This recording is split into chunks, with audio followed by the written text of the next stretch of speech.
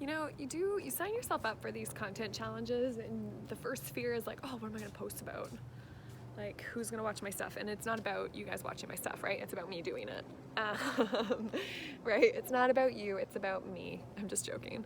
No, there is something so very real about sharing your thoughts and your feelings in your life and your ups and your downs and your missions and your visions and your goals with people around you that know you directly. It's very big hump to step over. It's a lot, but I think the more vulnerable we are, hello Brené Brown, and conscious and inviting we are, and just like show our true intentions, the better we will be able to connect and find each other to create opportunities and value and meaningful relationships.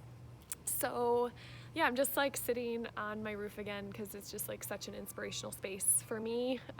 It's like, I don't know about you, most of my crew is from Vancouver, but if you're not, I've been here like almost 4 years, and the view just still hits me. It's ever giving. Nature is so giving. Okay, actually this is probably gonna turn into a nature talk, because anytime I think about how giving nature is, and energetically, spiritually, our food, our water, our atmosphere, it's everything. It's everything. And it's so innocent and resilient. Geez, you guys, it's so good to us, and we are not very good to it back. And I'm not gonna cry. I can withstand it. But like, it is like sit with it. You guys, we are crossing 4 of our 9 planetary boundaries right now pretty horrifically.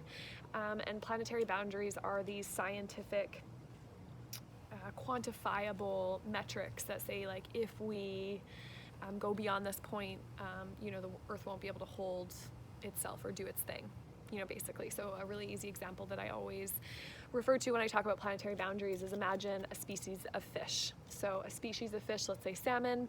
Scientifically, we know salmon's birth rate. We know how often they populate and what percent those species live on, and can predict the population of a group of species very easily. If we fish collectively beyond that rate that we scientifically know that salmon can reproduce, then that stock will deplete, and it will go from being a renewable resource in so many capacities. Salmon is like a keystone species. It'll go from a renewable species to a depleted species. We will fish it until it's gone. From renewable to non-existent. It's insane. And yet when you look at the challenges, right? I worked as an environmental economist for 4 years and still dive into, I'm just really passionate about the environment.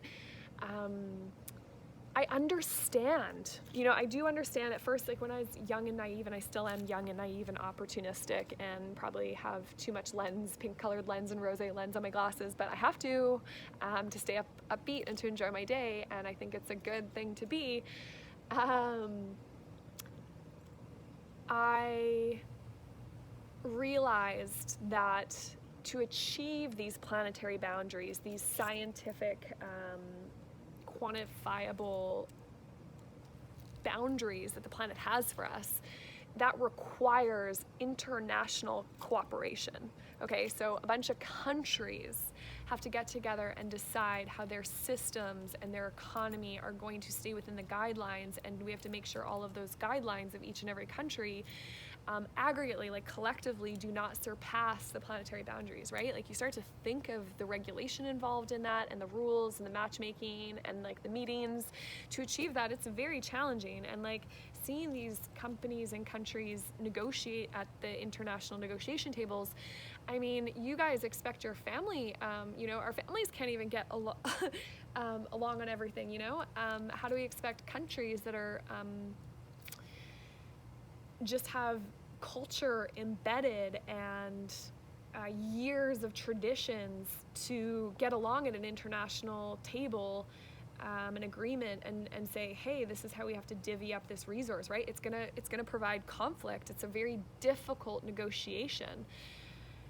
And yet, the thing that we all have in common that we have to remember when we're in these negotiations is that nature doesn't have boundaries, doesn't have tradition or cultures or perspective.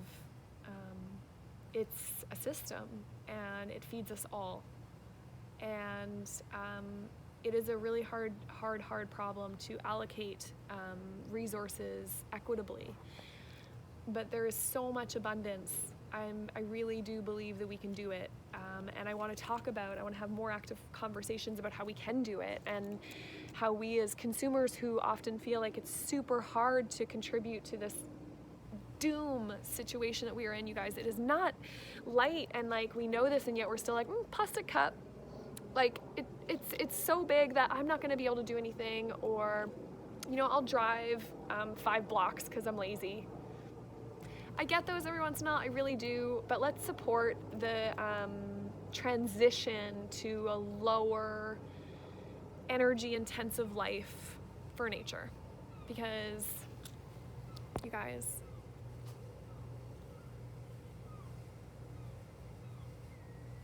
we have to.